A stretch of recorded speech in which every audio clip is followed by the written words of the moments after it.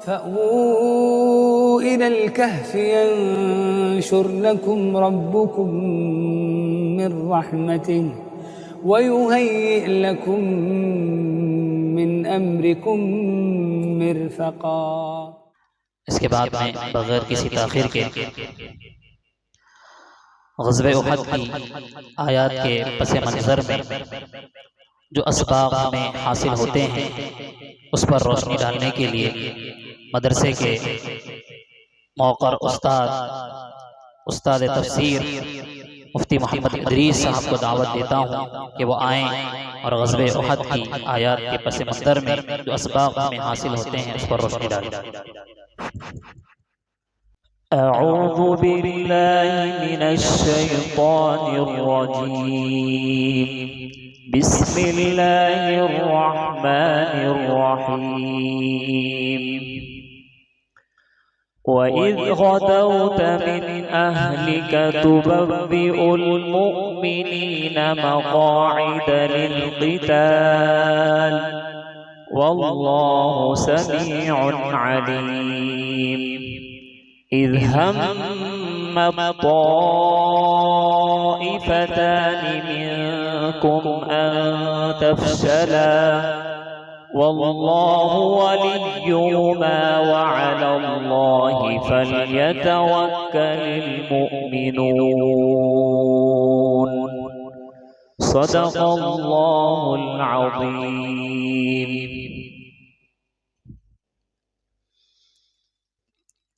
سورہ آل عمران کی تقریباً 60 آیتیں غزوہ احد سے متعلق نازل ہوئی ہیں۔ مشرکین مکہ کو غزوہ بدر میں جو نقصان پہنچا، جس میں ان کے بڑے بڑے سردار مارے گئے، کوئی گھر ایسا نہیں تھا جس میں کسی فرد کو جہنم نہ پہنچایا گیا ہو۔ اسی کا بدلہ لینے کے لیے ان کے دلوں میں آگ بھڑک رہی تھی، تو انہوں نے 1 سال مکمل تیاری کی۔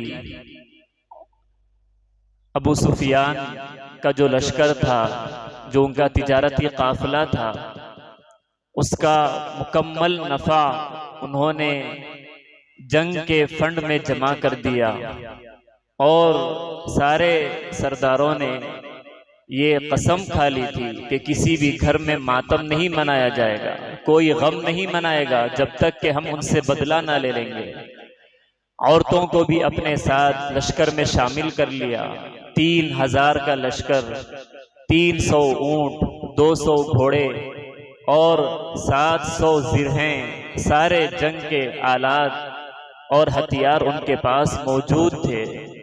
پورے غصے کے ساتھ بھرے ہوئے وہ مدینہ منورہ کی طرف رخ کرنے کی تیاریاں مکمل کر لیے تھے۔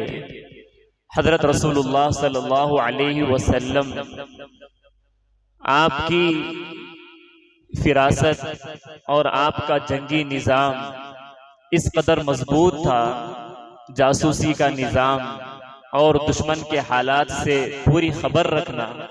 حضرت عباس رضی اللہ تعالیٰ عنہ جو مکہ مکرمہ میں تھے، جو مسلمان ہو چکے تھے اور اپنا ایمان چھپائے رکھا تھا، انہوں نے خط کے ذریعے حضرت رسول اللہ صلی اللہ علیہ وسلم کو ان ساری تیاریوں کی اطلاع دے دی۔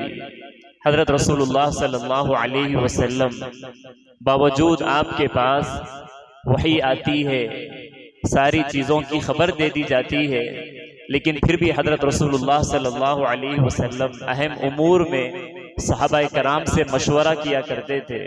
وَشَاوِرْهُمْ فِي الْأَمْرِ فَإِذَا عَزَمْتَ فَتَوَكَّلْ عَلَى اللَّهِ۔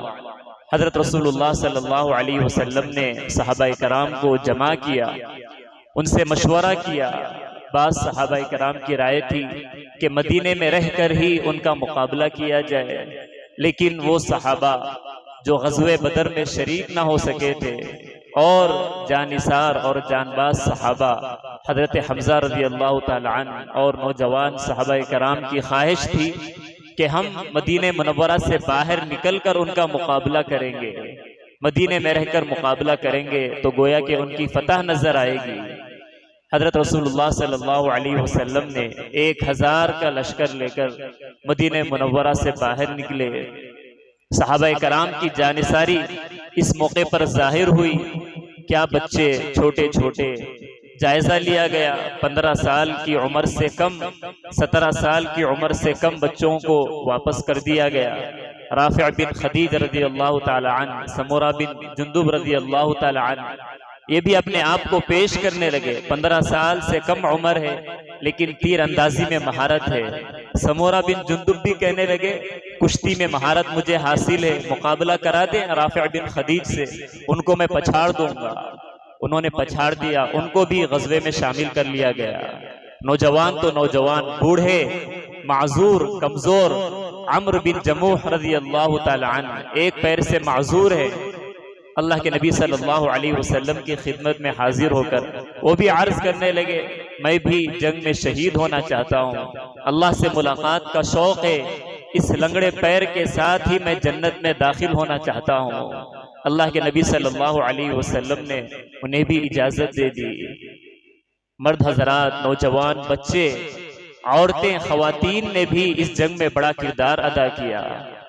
یہ حالات ایسے آتے ہیں جس میں اللہ تبارک و تعالی ناپاک لوگوں کو پاک لوگوں سے الگ کر دیتے ہیں۔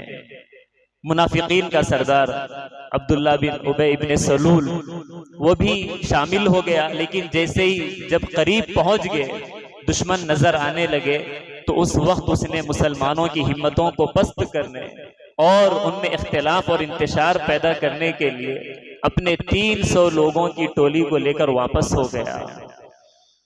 ایسے موقع پر بنو حارثہ اور بنو سلمہ کے پیر بھی کچھ دیر کے لیے ڈگمگا گئے۔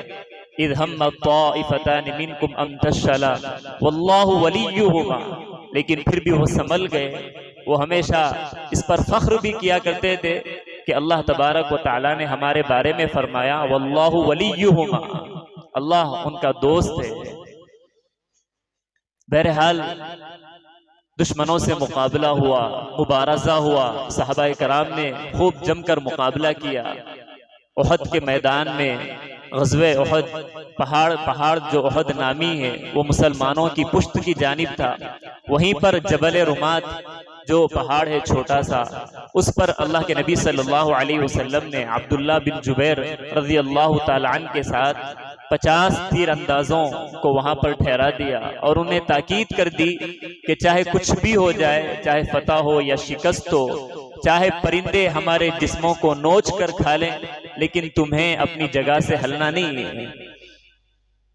پوری جنگ بندی کی گئی، توکل بھی ہے اور اسباب کو اختیار بھی کیا ہے۔ اللہ کے نبی صلی اللہ علیہ وسلم نے جنگ میں مشرکین مکہ اور حضرت رسول اللہ صلی اللہ علیہ وسلم کے صحابہ خوب مقابلہ ہوتا رہا، اور یہ نوبت آ گئی کہ کفار اور مشرکین جنگ سے بھاگنے لگے۔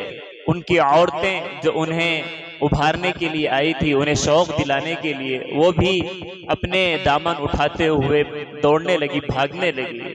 یہاں پر تیر اندازوں نے دیکھا کہ اب تو فتح ہو چکی ہے، اب تو ہمیں جانا چاہیے، مال غنیمت کو سمیٹنا چاہیے، لیکن ان کے درمیان اختلاف ہو گیا۔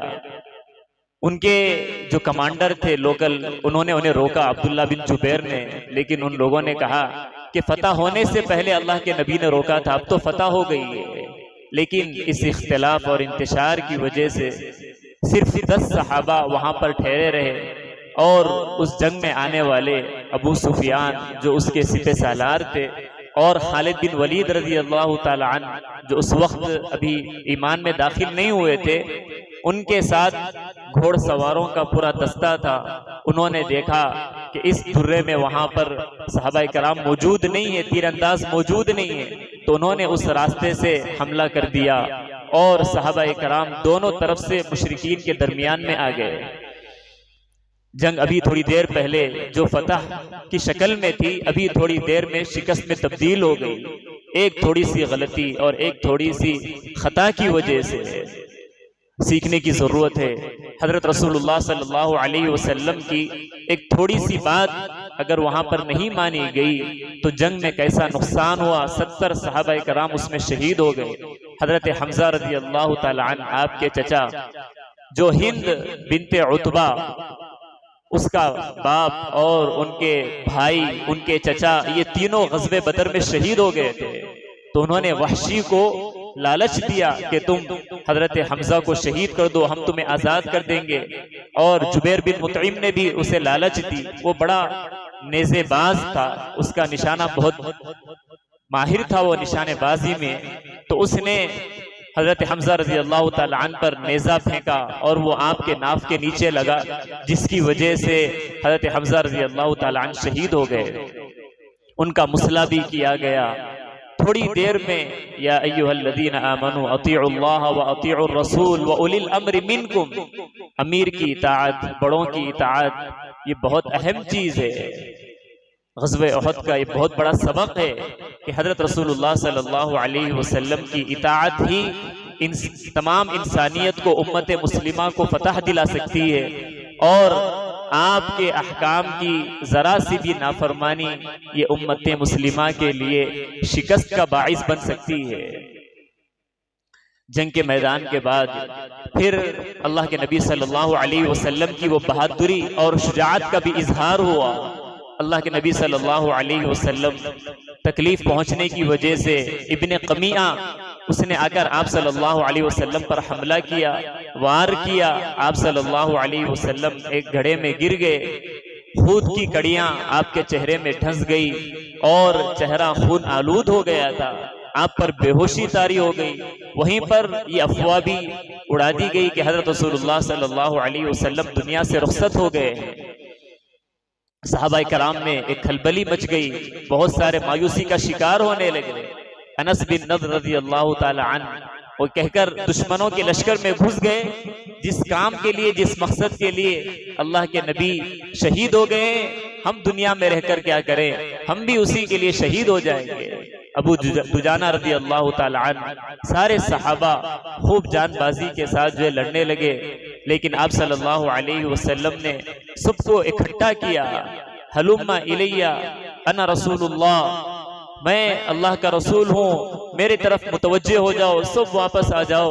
اللہ کے نبی نے آواز لگائی تو پھر سارے صحابہ آ گئے۔ اللہ کے نبی صلی اللہ علیہ وسلم کی حفاظت کے لیے صحابہ کرام نے ڈھال کا کام کیا۔ حضرت طلحہ بن عبید اللہ، حضرت علی، ابو دجانہ، مصعب بن عمیر، کتنے صحابہ کرام ہیں۔ طلحہ بن عبید اللہ رضی اللہ تعالی عنہ نے سارے تیروں کو اپنے ہاتھ سے روکا، جس کی وجہ سے ان کا ہاتھ شل ہو گیا۔ ام عمارہ رضی اللہ تعالی عنہا ہیں، انہوں نے بھی ابن قمیعہ پر حملہ کیا۔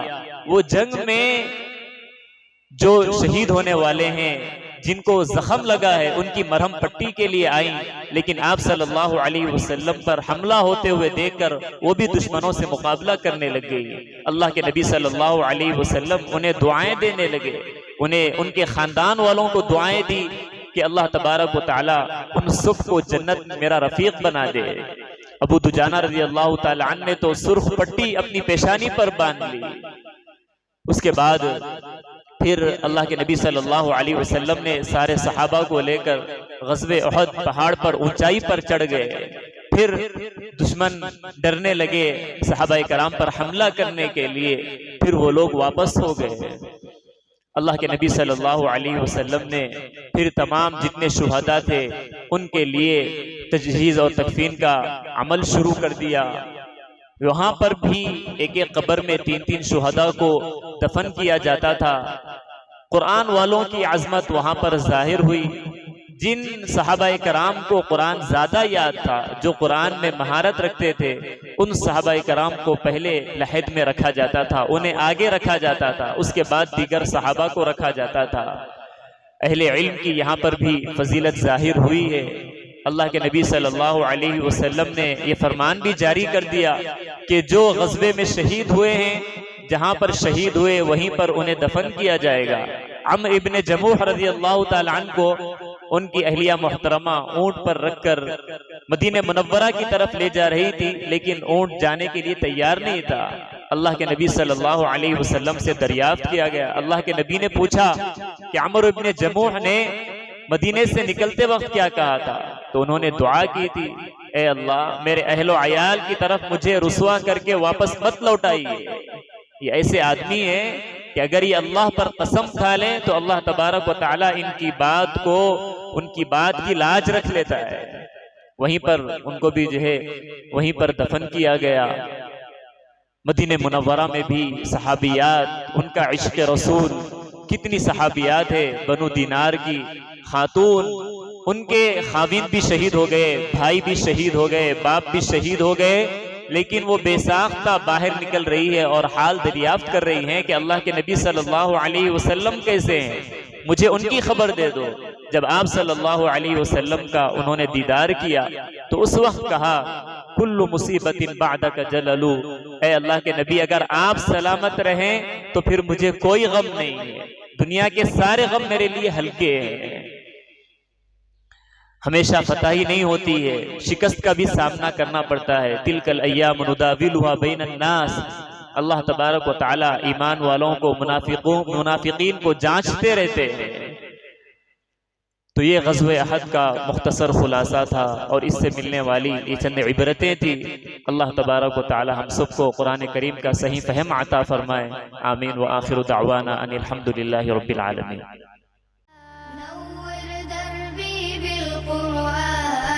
واشرح صدري بالإيمان واغفر ذنبي يا رحمن